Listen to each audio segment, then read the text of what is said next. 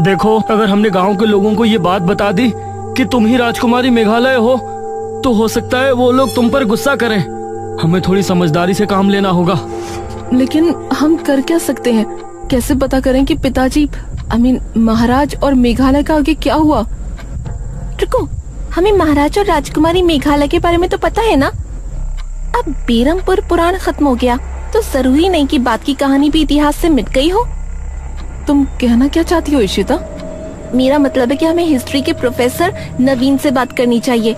उन्होंने इतिहास की हर तरह की अजीब से अजीब और पुरानी से पुरानी कथाओं घटनाओं के बारे में पढ़ने का शौक है। हो सकता है उन्होंने राजकुमारी मेघालय और महाराज विश्वजीत के बारे में भी पढ़ा हो। हाँ, सही कहा। हम लोग कल ही उनसे मिलने चलते हैं। अगली सुबह ये तीनों बिना किसी को बताए गांव से निकल गए। मेघना अनुज की बराबर में बैठी थी और इशिता पीछे थी। वैसे अनुज, एक बात पूछूं? हाँ बोलो। मैं तो मेघना की बेस्ट फ्रेंड हूँ, लेकिन तुम मेघना के लिए इतना क्यों फील कर रहे हो, जो उसकी हेल्प करने के लिए हमेशा तैयार रहते हो? इस पर मेघना ने इशिता की तरफ देखा। इशिता, मैं इस टाइम बहुत सीरियस हूँ। तुम प्लीज ऐसी कोई बात मत करो। मुझे अपने ऊपर इतनी गिल्टी फील हो रही है कि मैं ही जानती हूँ। बेरमपुर से 2 घंटे का सफर तय करके ये सभी प्रोफेसर नवीन के घर पहुंचे।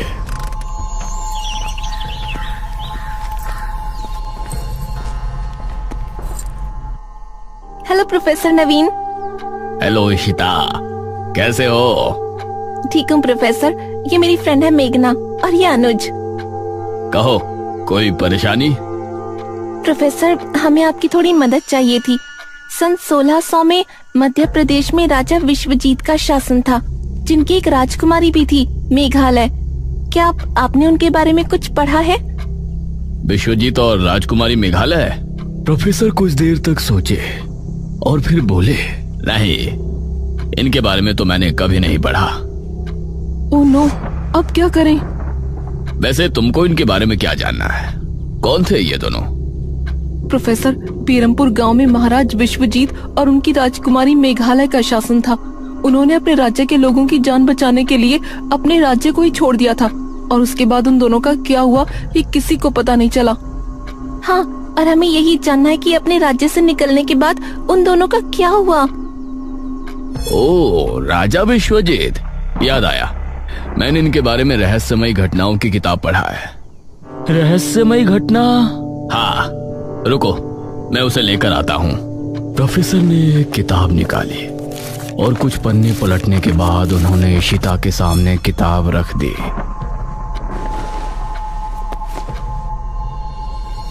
सन 1600 में जनकपुरी में एक अधेड़ उम्र का आदमी पहुंचा और वो एक सेठ के यहाँ काम करने लगा। सेठ ये देखकर हैरान था कि उस आदमी का चाल चलन, बोलने का तरीका, उठने बैठने, खाने पीने का अंदाज बिल्कुल राजा महाराजाओं वाला था। लेकिन पूछने पर वो बताता था कि वो एक मजदूर का बेटा है और अब अनाथ है। लेकिन इसके बावजूद किसी को उसकी बात पर भरोसा नहीं था। रात को सोते समय वो बार बार राजकुमारी मेघालय का नाम पुकारा करता था। धीरे धीरे उसकी तबीयत बहुत खराब होने लगी और उसके माथे पर हमेशा चिंता की लकीरें नजर आती थीं। कुछ ही महीनों में उसकी हालत बहुत बुरी हो गई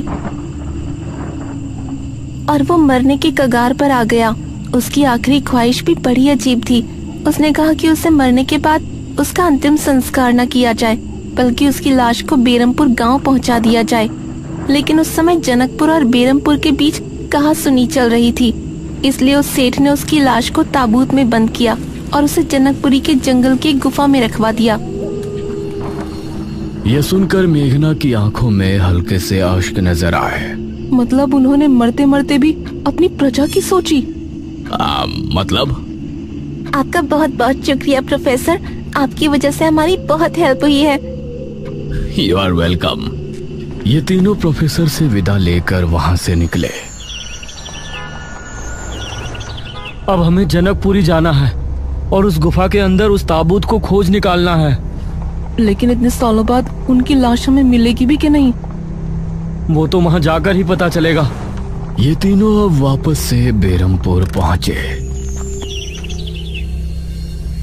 अनुज, इशिता, मेघना। हाँ पिताजी। तुम तीनों कहाँ से आ रहे हो? वो पिताजी, ये सब देखने जानने के बाद हम तीनों को काफी डर लग रहा था, तो हमने सोचा थोड़ा घूम कर आते हैं। ठीक है, लेकिन अभी भी निशिर मोलो से हम आजाद नहीं हैं। रात में कोई कहीं नहीं जाएगा, ठीक है? जी पिताजी। ये तीनों घर के अंदर पहुंचे और अनुज इनके साथ कमरे में गया। हम लोग शाम को 5 बजे यहाँ से निकलेंगे, ठीक है? लेकिन किसी ने देख लिया तो? कोई नहीं देखेगा। हम वहाँ जाएंगे, महाराज विश्वजीत की लाश ढूंढेंगे और उसे लाकर खंडहर में रख देंगे। बाकी का प्लान बाद में करेंगे। ये क्या बातें कर रहे हो तुम तीनों? मुखिया की आवाज सुनकर ये तीनों चौंक पड़े। उस समय मुखिया के साथ तांत्रिक महाराज और ठकुराइन ने भी इनकी बातें सुन ली थी। अब पिताजी, वो क्या अनुज बेटा, जो भी बात है ठीक से बताओ। महाराज विश्वजीत के बारे में तुम क्या बोल रहे थे? निशिर मोलो इसीलिए गांव में घूम रहे हैं क्योंकि उनको महाराज विश्वजीत की लाश चाहिए। उनकी लाश जनकपुरी के जंगल की गुफा में रखी है। लेकिन तुमको ये सब कैसे पता? और जैसा कि राजकुमारी मेघालय ने तय किया था कि निशिर मोलो जब ही जाएंगे जब राजकुमारी के कदम बेरमपुर की जमीन पर पड़ेंगे, तो ऐसा कैसे हुआ? इस पर मेघना ने एक कदम आगे बढ़ाया। क्योंकि राजकुमारी यहाँ आ चुकी है। कौन? मैं, मेघना। पिछले जन्म में राजकुमारी मेघालय मैं ही थी। यह सुनकर सभी की हैरानी का कोई ठिकाना नहीं रहा। मुखिया का मुंह खुला का खुला रह गया। ये तुम क्या कह रही हो? हाँ, जब से हम यहाँ आए हैं तभी से वो वापस आए हैं। और वो चाबी जिस तक पहुँचने में हमने आप लोगों की मदद की थी, उसके बारे में भी हमें हमारे सपने में पता चला था, जिसमें हमने हमारे पिछले जन्म के बारे में बहुत कुछ देखा था। जो भी हमने सपने में देखा वो सभी राजमहल में मौजूद है। मेघना की बातें सुनकर इन सभी को अब यकीन हो गया था कि वही राजकुमारी मेघालय है। तो मेघना बेटा, जनकपुरी में हम भी तुम्हारे साथ चलते हैं। उस ताबूत को ढूंढने में हम सभी को मेहनत करनी होगी। यह सुनकर अब इन तीनों की हिम्मत बंध गई थी। अब मुखिया ने भी अपनी गाड़ी निकाली और ये सभी जनकपुर के जंगल की तरफ चल दिए।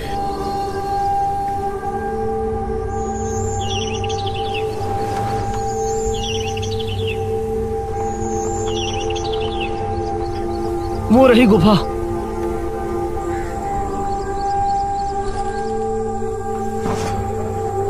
उन्होंने टॉर्च निकाली और फिर गुफा के अंदर रवाना हो गए।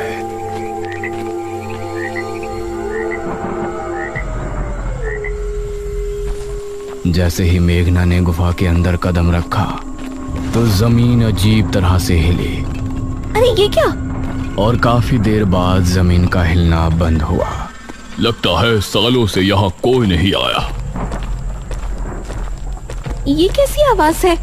गुफा में अजीब सी आवाज गूंजी, जैसे कई सारे कीड़े एक साथ रेंग रहे हैं।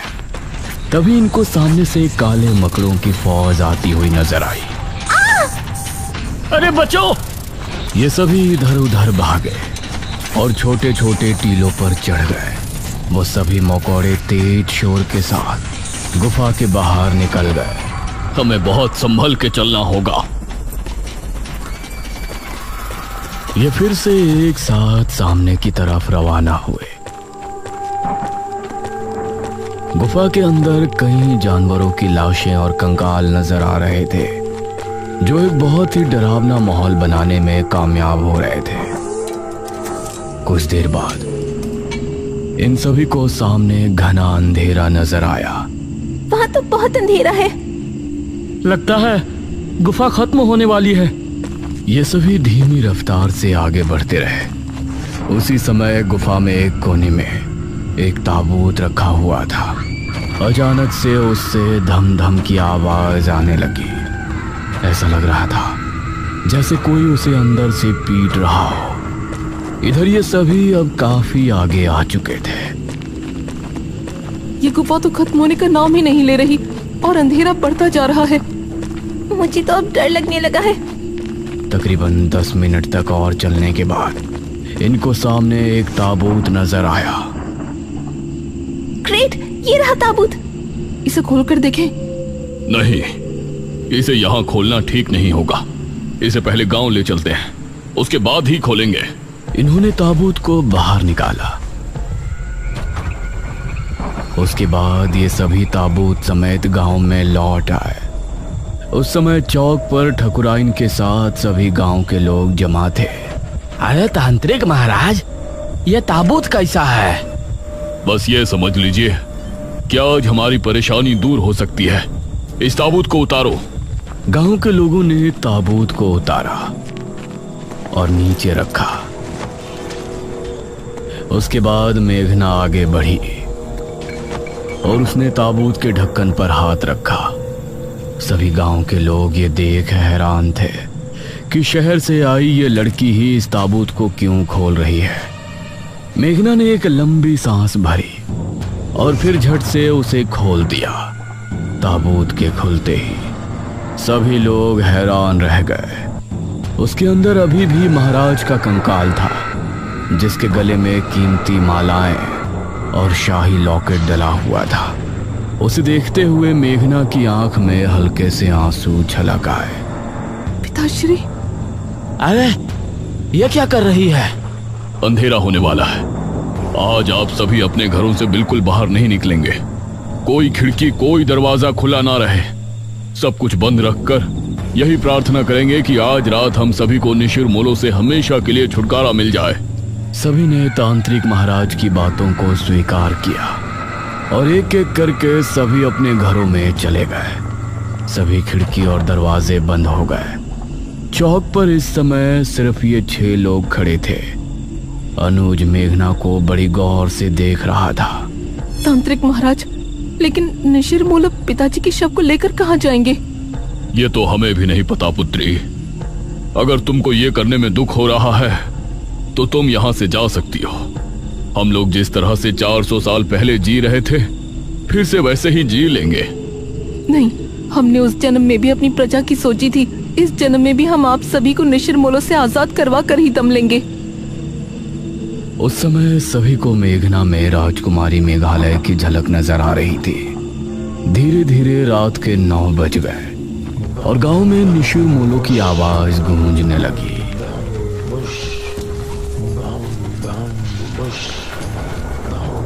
उनकी आवाज सुनकर अपने घरों में बैठे सभी गांव के लोग डर गए और सभी हाथ जोड़कर निशिर मोलो से बचने के लिए प्रार्थना करने लगे। वो अपने भारी कदमों के साथ आगे बढ़ रहे थे और तलाश में थे कि उन्हें कोई नजर आए और वो कब उसे उठाकर साथ ले जाए। मेघना कुएं के पास खड़ी थी। अब मुखिया और बाकी सभी कोठी के अंदर बैठे मेघना को देख रहे थे। तांत्रिक महाराज, निशिर मोलो मेघना को साथ तो नहीं ले जाएंगे ना? नहीं बेटा, ऐसा मत बोलो। निशिर मोलो अपनी मध्यम चाल चलते हुए कुएं की तरफ बढ़ रहे थे। जैसे ही उनको सामने मेघना नजर आई तो उनकी आंखें और तेज चमकने लगी। उन्होंने रुककर मेघना को देखा और फिर ताबूत खुलने लगा। उसके अंदर से सुनहरी रोशनी निकलने लगी और मेघना उसकी तरफ खींचने लगी। नहीं, हमें मत ले जाइए। निशिर मोलो की आंखें गुस्से से और लाल हो गई थी और मेघना ताबूत की तरफ खींची जा रही थी। नहीं, मेघना! अनुज जल्दी से बाहर की तरफ भागा। इस तरफ मेघना ताबूत तक पहुंचने ही वाली थी, तभी हम राजकुमारी मेघालय हैं। राजकुमारी मेघालय! इतना कहते ही उन चारों ने एक दूसरे की तरफ देखा और फिर ताबूत के अंदर से उस रोशनी का निकलना बंद हो गया और ताबूत वापस बंद हो गया। हम जानते हैं हमने आने में देरी कर दी, लेकिन जैसा हमने वादा किया था, हम अपने पिताश्री महाराज विश्वजीत की लाश लेकर आपके सामने प्रस्तुत हैं। मेघना, तुम ठीक हो? इस समय निशिर मोलो ने अनुज पर ध्यान नहीं दिया और वो सभी एक साथ बोले, कहाँ है वो दुष्ट राजा विश्वजीत? उसके इतना कहते ही मेघना और अनुज ने मिलकर सामने रखे ताबूत से कपड़ा हटा दिया और उसे खोल दिया। उसके अंदर पड़े कंकाल को देखकर निशिर मोलो जोर से हुंकार भरने लगे। वो ताबूत के पास आकर रुके उसका ताबूत खुला और रोशनी निकली। महाराज का कंकाल उस ताबूत से निकलकर उनके ताबूत में आ गया और फिर वो चारों वही आवाज करते हुए वहां से कब्रिस्तान की तरफ चल दिए।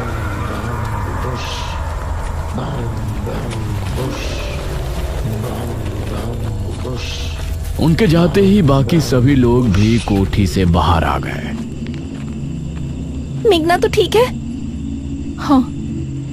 बेटी, हम तुम्हारा धन्यवाद किस मुंह से करें, कुछ भी समझ में नहीं आ रहा। मुझे खुशी है कि जो परेशानी मेरे कदम रखने की वजह से गांव में आई थी, मैंने उसको आप सभी की मदद से दूर कर दिया है। उसके बाद मेघना ने अनुज की तरफ देखा और मुस्कुरा दी। अनुज ने भी मेघना को स्माइल पास की।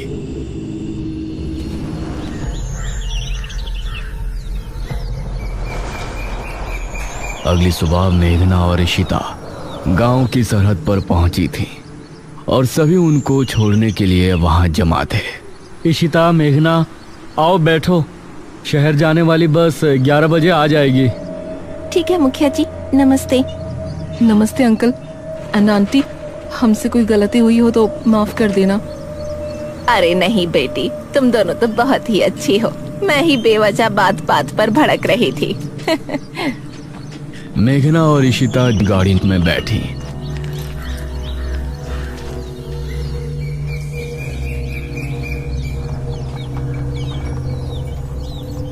अनुज, निशिरमोलो जब हमें ले जा रहे थे तो तुम बिना कुछ सोचे क्यों बाहर भाग आए? वो तुमको साथ ले जाते तो?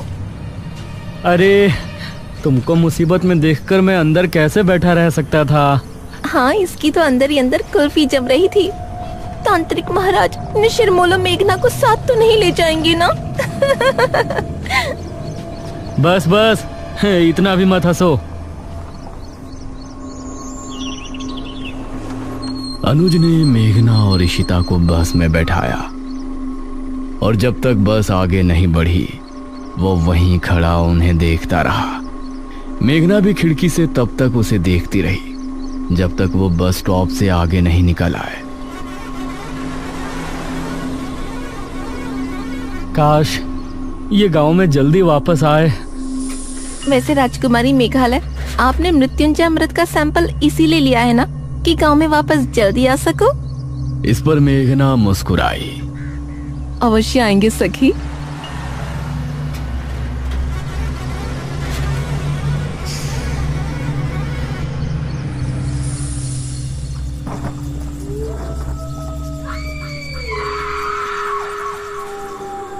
उस रात बेरमपुर गांव के लोग बहुत ही खुश थे और इस तरफ मेघना किसी सोच में डूबी थी। इशिता, वो दमयंती किस गुफा में है? इसका पता तो हमने लगाया ही नहीं ना। तभी जनकपुर का माहौल बदल गया था। तेज तूफानी हवाएं चलने लगी और आसमान में काले बादल छा गए। हे भगवान, आज तो लगता है तूफान आने वाला है। आसमान में बिजली कड़क कर बार बार गुफा पर गिर रही थी। उसकी गहराई में एक और ताबूत रखा था जो पिछली बार भी हमने देखा था। उसके अंदर से धम धम की आवाज हुई और फिर उसका ढक्कन खुल गया। धीरे से उसके अंदर से दमयंती बाहर आई। उसके चेहरे पर अजीब सी मुस्कान थी। उसकी आंखें लाल लाल चमक रही थी और नाखून बहुत पैने हो गए थे।